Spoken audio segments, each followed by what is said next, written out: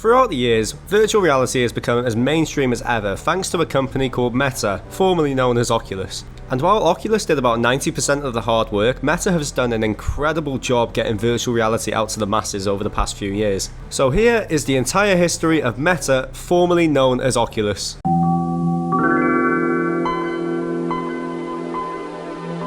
Palmer Luckey fell in love with the concept of virtual reality when he was 15. So much so that he would go around buying early concepts of virtual reality headsets from the 80s and 90s from companies that failed. Some of these headsets would have previously had a value of around $100,000 and he would just come in and pick them up for less than $100. And at one point he estimated himself to have the largest virtual reality headset collection in the world. Well, I suppose it's not too hard when VR isn't exactly mainstream. Around the age of 16, Palmer decided it was about time that he started building headsets himself because all of the headsets that he had bought so far were terrible. At this time, he was working as an engineer at USC's Mixed Reality Lab, so this came second nature to him. But little did he know what he was about to achieve. Things would start looking better for Palmer as he would cross paths online with somebody who was interested in virtual reality headsets. That guy? John Carmack. Yes, that John Carmack. The same John Carmack who was the lead developer behind Doom, Wolfenstein 3D, and Quake. As luck would have it, John Carmack was actually playing around with the idea of virtual reality goggles himself. And eventually, Carmack reached out to Palmer asking if he could buy the headset off of him. And Palmer actually ended up giving it to Carmack for free, just because of how much of a legend he actually was. This was possibly one of the biggest decisions that Palmer could have made because John Carmack then went on to show it off at E3. And obviously, this got people talking. And around June of 2012, Oculus VR was born. When Palmer first thought about putting his Oculus project on Kickstarter, he was estimating that he would have just enough money to start the project with about $10 left over for a pizza and a beer. Those thoughts quickly went out of the window when people like Gabe Newell were interested in backing this Kickstarter project. If you don't know who Gabe is, you have been living under a rock for the past 20 or so years. He is the founder of Steam. He is also the reason why PC gaming is still free as it is. So once he was interested, the thoughts of having about 100 backers and just having enough money to get a pizza and a beer were out of the window. So when they started off the Kickstarter project, he had set a modest goal of $250,000. After 24 hours, he had nearly tripled that. And after 3 days, he hit his first million. And you may be thinking to yourself, oh well that's all fine and dandy, but when does he create his first headset?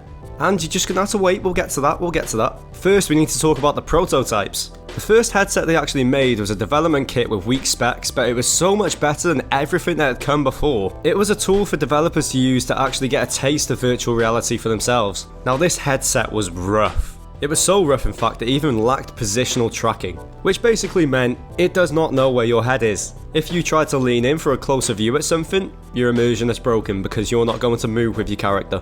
Also, this headset caused mad motion sickness. Despite all of this, they managed to sell every single one of these dev kits. And this was no short number, there were 65,000 dev kits going for $350 a piece. So yeah, quite a lot had happened in the past 2 years, going from a Kickstarter to selling 65,000 dev units. What's even crazier is the fact that they could have made more, except they were weeks away from creating their second dev kit. And not even 4 weeks after their first iteration, on March 19th, 2014, they released the dev kit 2. Now this was so much better than the dev kit 1, obviously, but this was like a considerable upgrade with 100% more pixel density, much less of a screen door effect, and the motion sickness problem wasn't exactly solved, but it was considerably improved upon. And I think out of all of it, the biggest upgrade that they introduced was an external camera. This meant that the headset finally knew where your head was. I cannot stress enough how big of a deal this actually is. Now it wasn't all sunshine and rainbows actually reaching this point. One of the things that had happened is one of their founding employees, Andrew Reese, was killed in a hit and run, which was obviously a tragedy in its own right, never mind just for Oculus. But a couple of positive things were happening for Oculus, such as Epic Games giving out an Oculus-enabled version of Unreal Engine to people with a dev kit. John Carmack left ID Software to join up with Oculus. They raised another $75 million of funding, and Valve shared their virtual reality R&D with Oculus. And just weeks after this, one of Valve's lead developers in virtual reality joined Oculus. And eventually, one of their biggest days in the company history had come around. Facebook bought Oculus for $2 billion. So now all they had to do was ship the pre-orders for the second development kit, as well as finally ship the consumer product, but now they had a new challenge, which was keeping people on their side. You see, here's the thing, people don't exactly like Facebook. And before this, Oculus was a very beloved company. So of course, when they were acquired by Facebook, there was backlash from some of the biggest fans.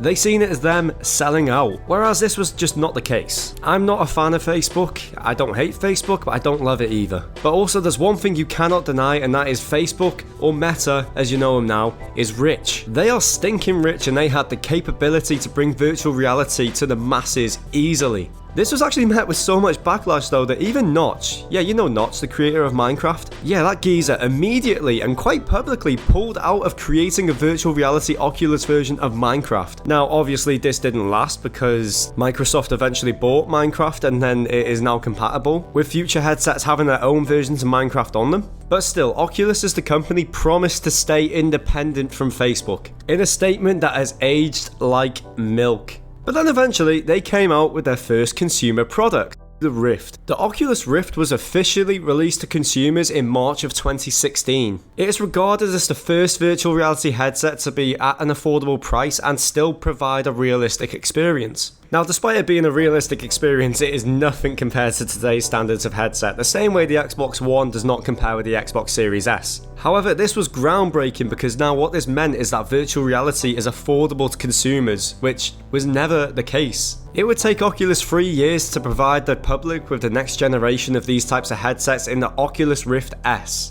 The Rift S was a considerable upgrade on the Rift, obviously, with it having a much higher quality screen, a little bit less of a refresh rate, but it came with a slightly larger field of view. Now this was also so much better at tracking than the Oculus Rift, but it was also discontinued not too long after, about 2 years afterwards, as it was pretty much obsolete by the time this next headset came out. Well, actually, funnily enough, this new headset came out the exact same day as the Oculus Rift S, and all of you out there might know it as the Oculus Quest. This was a bit of a transitioning point for virtual reality because Meta now wanted to focus on the standalone versions of these headsets, and the Quest had one hell of a release. It was praised for its high quality, convenience, and the fact you could use an Oculus Link cable to link it up to a PC, doing exactly what the Oculus Rift S can do, except it has the freedom of standalone. The Oculus Quest was actually the first ever standalone headset I got it on Christmas morning, and it was a catalyst to kickstarting my love to virtual reality, so I've got nothing but love for this headset. Although, even this headset was quickly replaced as the Oculus Quest 2 was about to release not even a year later. And the Quest 2 was historical. In fact, so historical, I am willing to bet that some of you people who are watching this video still have a Quest 2 just because of how good it was. It was a massive upgrade on the Quest 1, having a better refresh rate, better display resolution, less of a screen door effect, and it sold for a cheaper price. It was also something I bought myself not long afterwards because it came with Resident Evil 4, and it is still the only device I was able to play Resident Evil 4 on, and I'm not talking about the remake here because that's available on PlayStation, I'm talking the original top quality game. The Quest 2 to this day is still the highest selling virtual reality headset of all times, shipping over 10 million units. And it is still selling so heavily now, with just last Christmas it outsold its upgrade by 3 to 1. Speaking of its upgrade, the Quest 3 released October 10, 2023. Boasting massive upgrades over the Quest 2, including mixed reality pass-through. It also came with pancake lenses and a higher display resolution to go with it. Although it was slightly more expensive, the price of the Quest 3 is completely justified. And that is where we are currently at with Meta/Oculus. Some notable things to happen during this time as well is that Meta decided to ditch the Oculus name, which is disgusting in my opinion. Also the Meta Quest Pro release, but the lesser said the better probably. But if you do want information on the Meta Quest Pro, I've also created a video talking about it, as well as videos for the Quest 3, Quest 2 and the Quest 1. But yeah, that is where we are currently at with Oculus/Meta. The company has come such a long way, and I cannot wait to see what it does in the future. Its commitment to affordability and quality is one of the biggest reasons why Meta is one of the biggest virtual reality companies to date. So that was my video on the entire history of Oculus/Meta. If you did enjoy the video, it would be highly appreciated if you were to like. Also, check out some of my other videos, I guarantee you would love them. Thank you so much for watching, and I'll see you in the next one.